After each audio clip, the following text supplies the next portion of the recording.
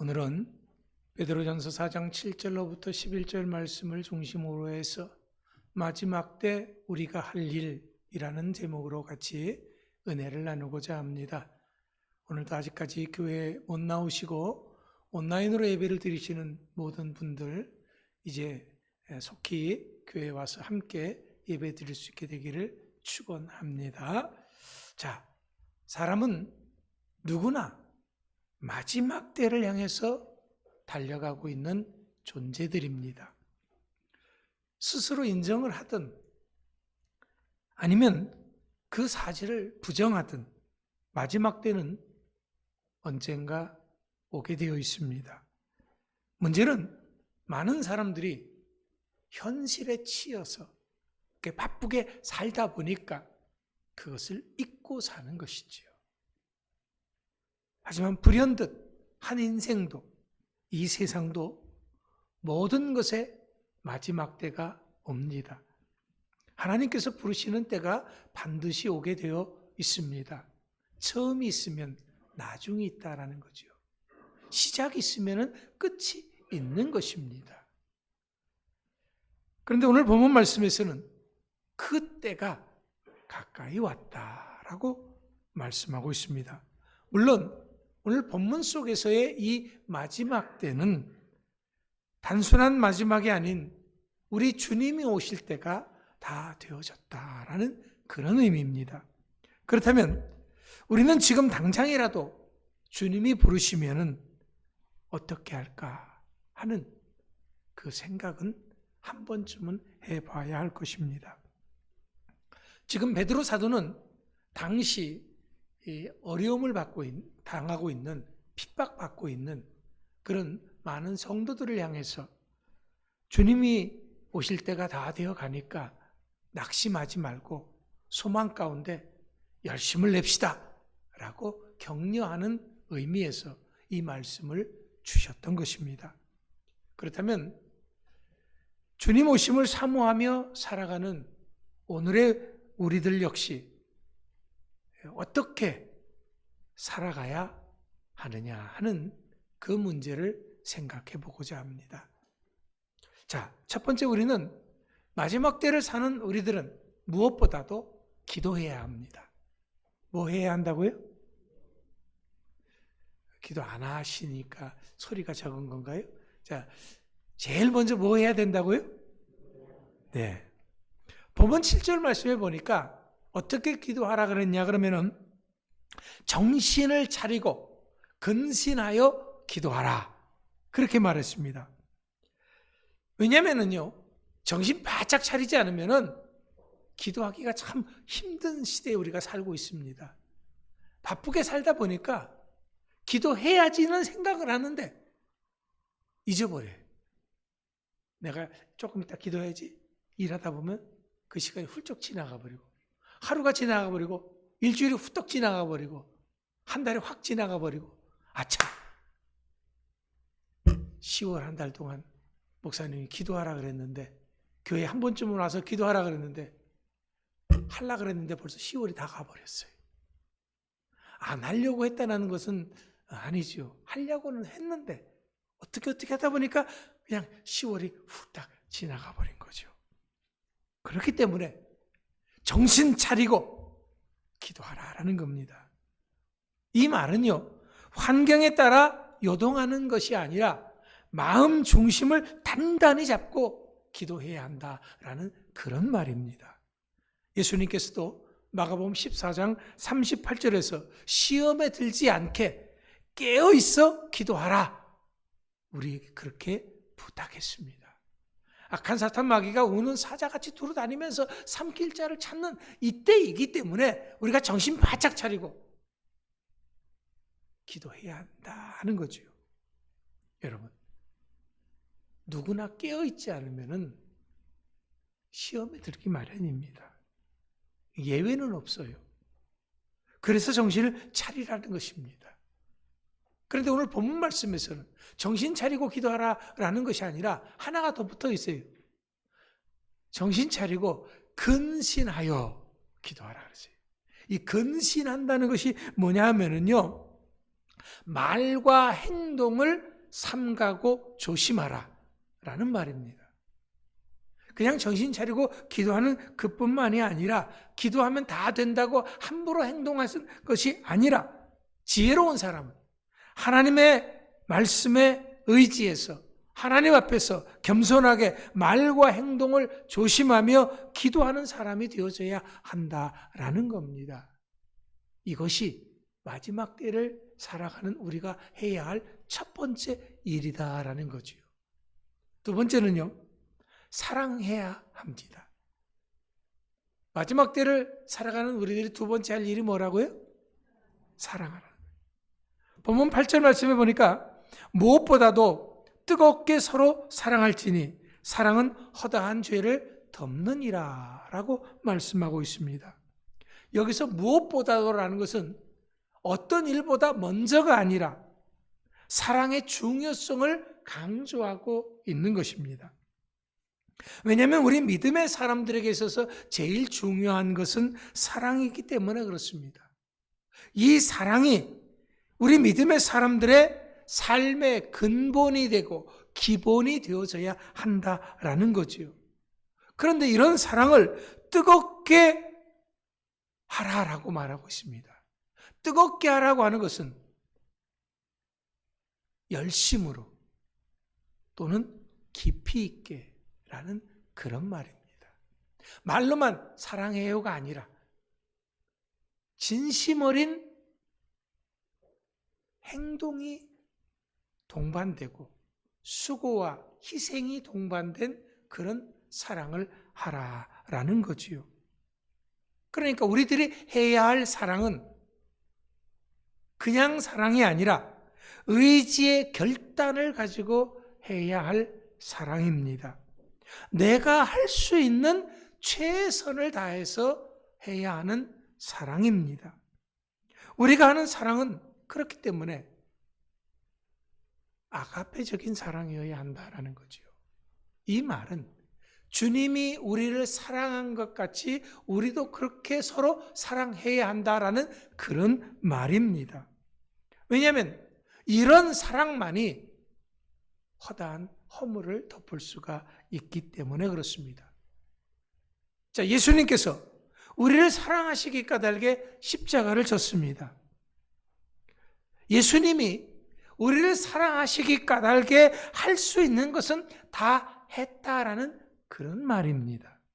그렇습니다.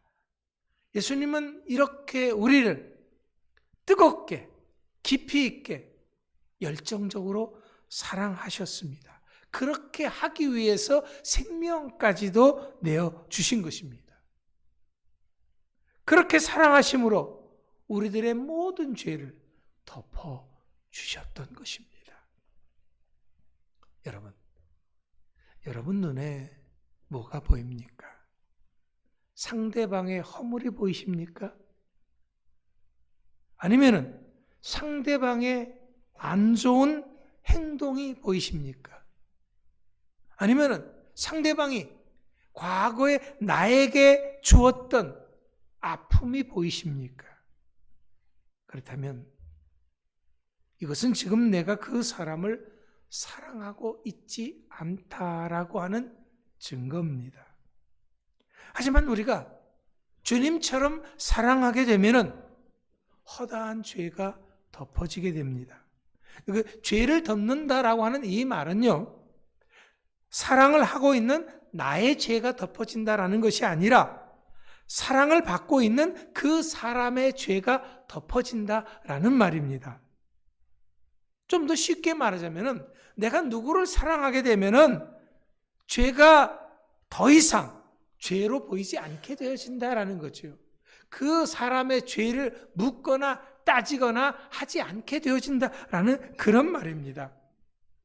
죄 있는 상대방을 향해서 그럴 수도 있지 하고 이해하고 품어주게 된다라는 거죠. 덮어준다라는 말은 바로 그런 말입니다. 오히려 에이, 이런 것을 죄라고 하는 사람, 그 사람이 더 이상하구만 하고 상대방의 허물을 내가 보지 않으려고 하는 거죠. 듣지 않으려고 하는 거고. 덮고 가려고 하는 그런 일들이 일어나게 된다라는 겁니다. 그렇습니다. 우리가 그렇다면 누구를 이렇게 그 사람의 죄와 아픔과 상처를 보는 것이 아니라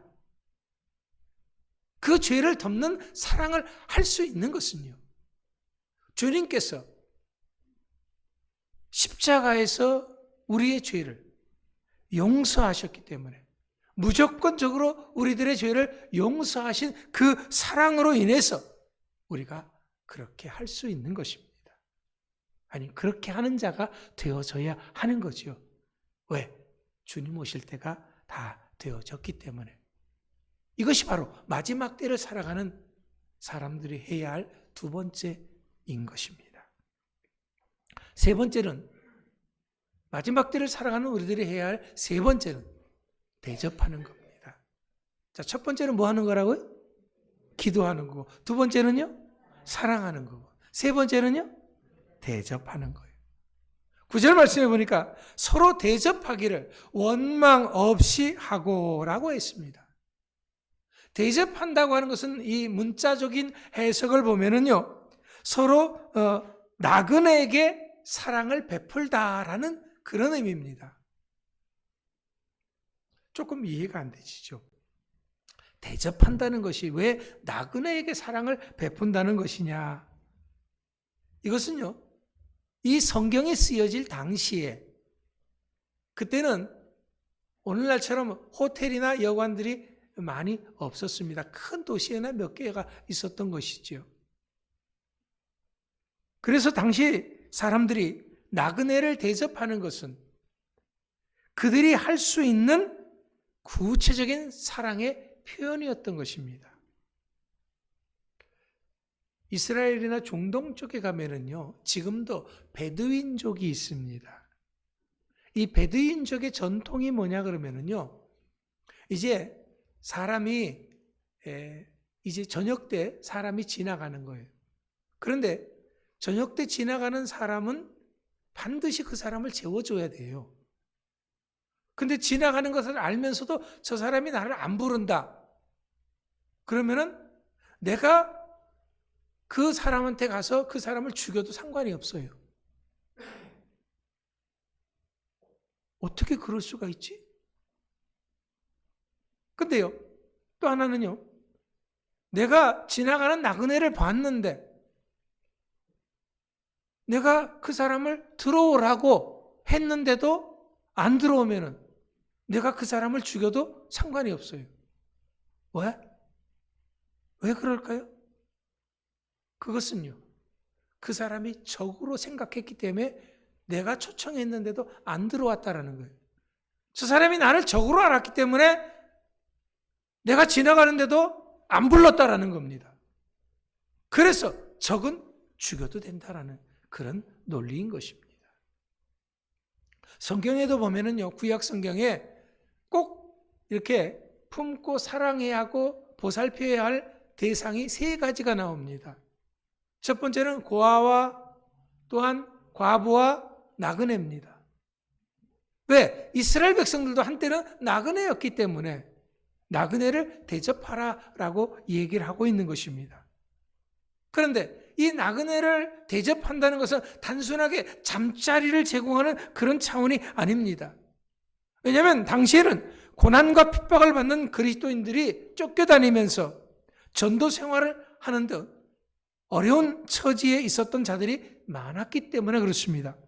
그렇기 때문에 나그네를 대접하는 행위는 사랑의 행위일 뿐만 아니라 간접적으로는 복음을 전파하는 기회를 여는 것이어서 사도들이 자주 이 덕에 대해서 언급했던 것입니다. 베드로는 나그네를 대접하는데 그 대접하는 조건이 뭐냐 하면요, 원망 없이 하라고 권면하고 있습니다. 당시 나그네를 대접한다는 것은 오늘도 마찬가지지만 쉽지가 않았습니다. 왜? 다들 넉넉하지 않은 형편이었기 때문에 힘에 겨울 수도 있습니다. 뿐만 아니라 어쩌다가 한 사람이면 몰라도 그 나그네가 자주 있다고 한다면 더더욱 힘든 것이지요.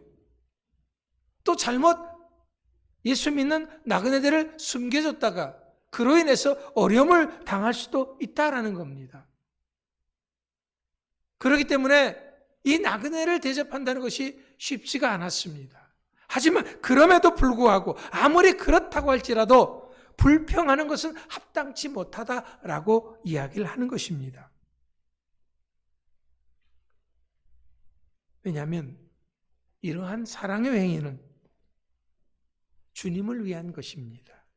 아니, 그것을 넘어서 곧 주님께 하는 것이기 때문에 그렇다라는 겁니다.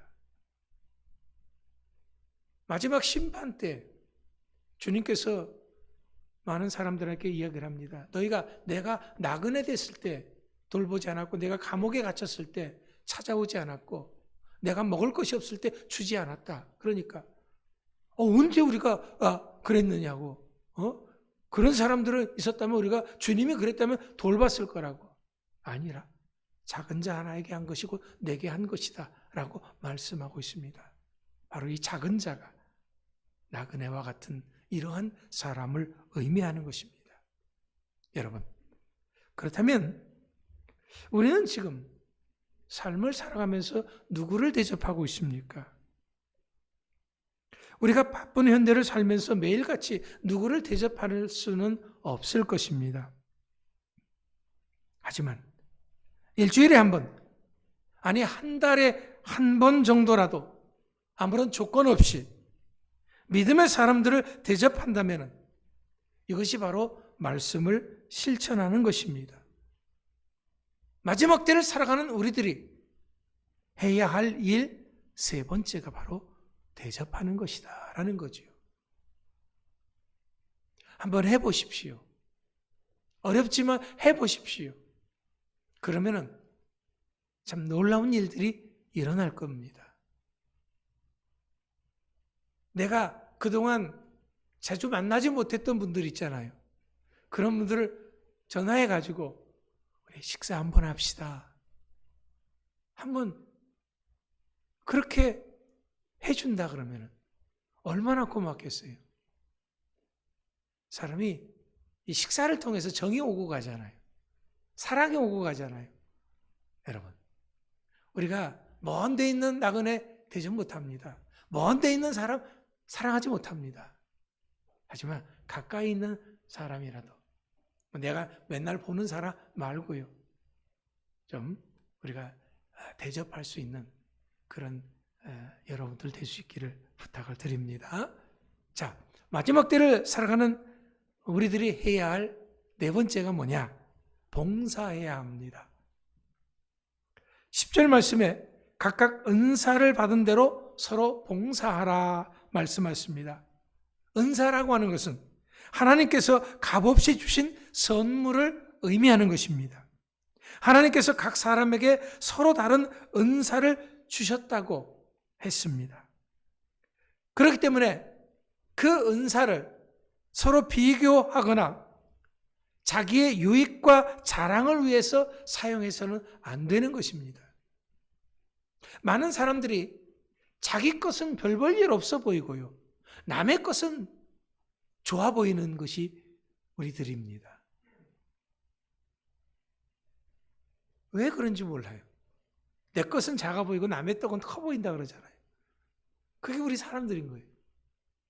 자기가 가진 달란트, 참 귀한 달란트가 있습니다. 근데 다른 사람과 다른 것뿐이죠. 우리 윤 권사님이 찬양을 잘합니다. 윤 권사님은 찬양 잘하죠. 근데 다른 사람은 찬양을 잘 못하면 저 사람이 가진 달란트가 부러울 수가 있는 거예요. 그러나 윤 권사님이 그럼 다른 것을 또 다 잘하느냐? 그건 아닐 수 있지요. 못하는 것이 있을 수 있습니다. 그럼 권사님이 못하는 거 나는 잘할 수 있는 거죠. 서로 간에 은사가 다른 건데 그거를 비교해가지고 저 사람 은사만이 최고다라고 생각하면 안 된다라는 거죠. 모든 은사는 몸된 교회를 세우기 위한 것입니다. 그렇기 때문에 우리 믿음의 사람들은 자기가 받은 은사를 가지고 서로 봉사해야 하는 것입니다. 섬기고 자신을 희생하는 거지요. 그렇다면 이런 봉사는 어떤 자세로 하느냐? 본문 10절 말씀에 보니까 하나님의 각양 은사를 맡은 선한 청지기 같이 해야 한다라고 말하고 있습니다. 각양이라고 하는 말을 우리가 주목할 필요가 있습니다. 이것은 여러 가지 특색의 은사를 나타내는 것입니다. 하나님께서는 한 사람에게 모든 은사를 주지 않았습니다. 물론 누구보다도 다양한 은사를 가진 사람도 있습니다. 그래서 옛날에요, 우리나라 어른들은 다양한 은사를 가진 이 사람들을 좋게 보지 않았어요. 오히려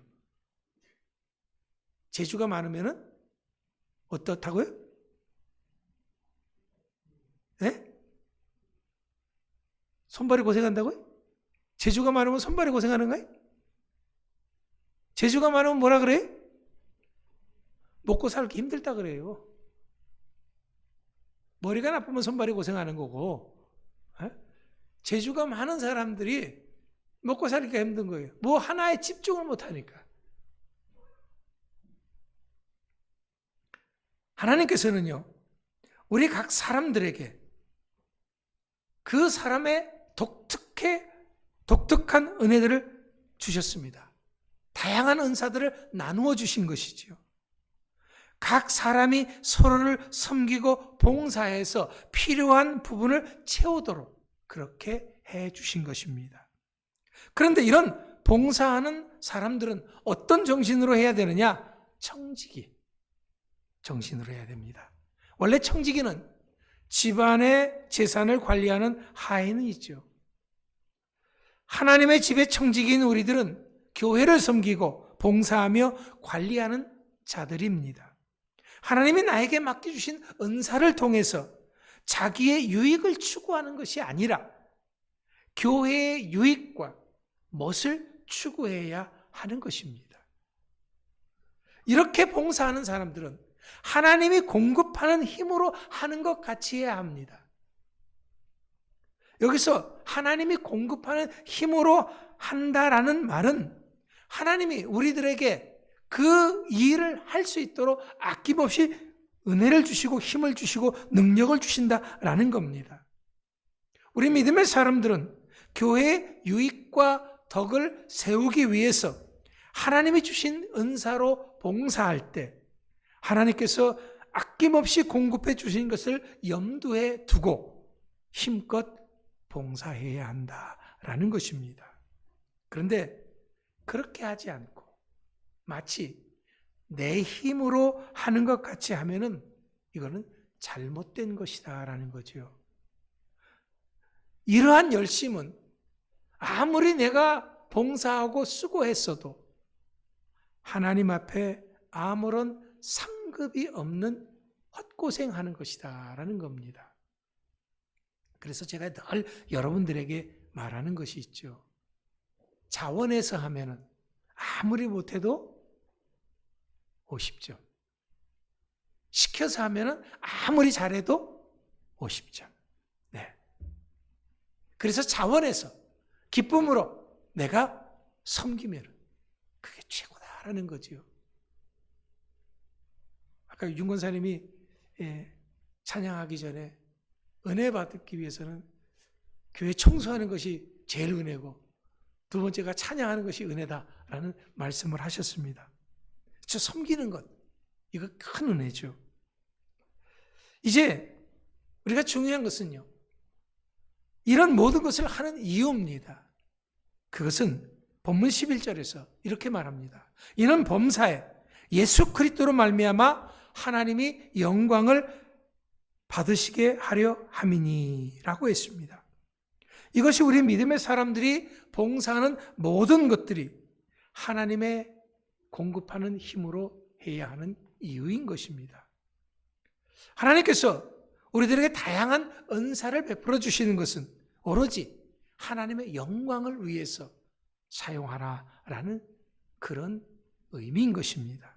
그렇기 때문에 우리 믿음의 사람들은 은사를 통해서 삶을 살아가는 전 영역에서 하나님의 영광을 위해서 해야 하는 것이죠. 먹든지 마시든지 살든지 죽든지 하나님의 영광을 위해서 일할 수 있는 여러분들 되시기를 축원합니다. 자, 구약에 보면은 삼손이 나옵니다. 이 삼손에게 하나님께서는 무적의 힘을 주셨습니다. 그런데 이 삼손은 그 힘이 나의 힘이라고 생각을 했습니다. 하나님께서 이스라엘 백성들을 지키기 위해서 나에게 공급해 주신 힘이라는 그 사실을 잠시 잊어버렸습니다.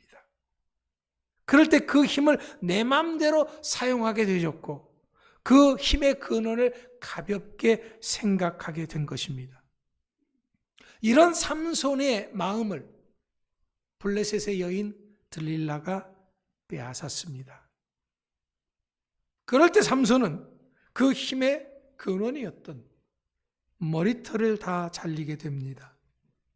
블레셋 군대에게 힘 한번 제대로 써보지 못하고 끌려가게 되고 그래서 두 눈 뽑히고 연자맷돌을 돌리는 신세가 되어졌습니다. 그 누구도 막을 수 없었던 삼손이 한순간에 가장 불쌍하고 비참한 사람이 되어버린 것입니다. 그렇습니다.